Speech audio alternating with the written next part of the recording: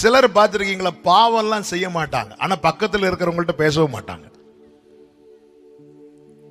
பாவம் செய்ய மாட்டாங்க, எந்த கெட்ட பழக்கம் கிடையாது, சினிமா பார்க்க மாட்டாங்க, எந்த கெட்ட பழக்கம் கிடையாது, தசம பாகம் கரெக்டா கொடுத்துருவாங்க, சர்ச்சுக்கு கரெக்டா வந்துருவாங்க, எல்லாம் செய்வாங்க. ஆனா பக்கத்துல இருக்கிறவங்கள்ட்ட பேச மாட்டாங்க.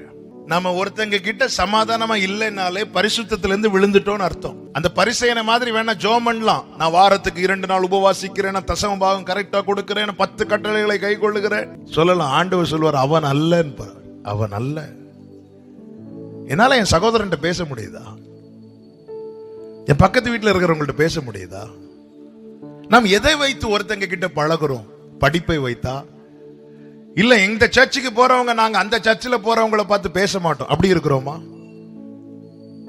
நமக்குள்ள சர்ச் ஸ்பிரிட் வந்துடக்கூடாது, நம்மை மதம் பிடித்து விடக்கூடாது, நம்மை கிறிஸ்து தான் பிடிக்கணும்.